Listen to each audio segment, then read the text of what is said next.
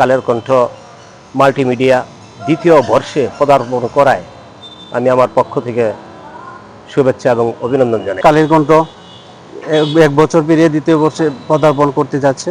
কালের কণ্ঠ সমাজের ভালো দিকগুলো তুলে ধরতেছে। ওরা মানুষের মনে জায়গা করে নিয়েছে। ওদের কার্যকলাপ অনেক ভালো।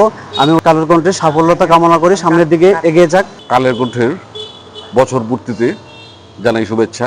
কালের কণ্ঠ সমাজের অসংগতির কথা বলে, কালের কণ্ঠ মানুষের মানবিকতার কথা বলে, কালের কণ্ঠ এই দুর্গাপুর আমরা যেসব তথ্য পাই তার এই অসংগতিগুলো তুলে ধরাতে সমাজের উন্নতি হয় তথা দেশের উন্নতি হয়। কালের কণ্ঠ পরে আমরা দুর্গাপুরের যে সমস্ত নিউজ পাই, সারা দেশের যে তথ্য পাই তা পেয়ে আমরা কিন্তু গর্বিত অনুভব করি এবং কালের কণ্ঠতে সমাজের যে দর্পণ সেটা ভেসে ওঠে। তাই কালের কণ্ঠের আমরা উত্তর সমৃদ্ধি কামনা করি। টানা সপ্তমবারের মতো বেস্ট টিস্যু পেপার ব্র্যান্ড হিসেবে স্বীকৃতি পেয়েছে বসুন্ধরা টিস্যু। দিনগুলোতে দেখেছি কালের কণ্ঠ আমাদের সমস্ত শুধু দুর্গাপুর এলাকায় না, তারা বাংলাদেশের খবরাখবর দুর্নীতি অনেকগুলা কালেক্ট করে আমাদের সামনে উপস্থাপন করেন।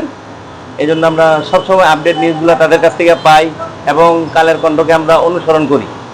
আমরা অপেক্ষায় থাকি কখন আপডেট নিউজগুলা কালের কণ্ঠ আমাদেরকে এরকম প্রতিবেদন তৈরি করে দিবেন, আমরা ফলো করি। কালের কণ্ঠ আরও এগিয়ে যাক। কালের কণ্ঠ মানুষের আস্থার জায়গাটা ধরে রেখেছে। একটা সংবাদ মাধ্যম যেরকম হওয়া দরকার, মানুষের সমস্যা, সামাজিক সমস্যা, রাষ্ট্রীয় সমস্যা, আন্তর্জাতিক সমস্যা, সমাজের দুর্নীতি, অনিয়ম আছে, সন্ত্রাস, এগুলা সবসময় তারা তুলে ধরে। আর কালের কণ্ঠ এগিয়ে যাক। আমি কালের কণ্ঠের উত্তর সফলতা কামনা করছি।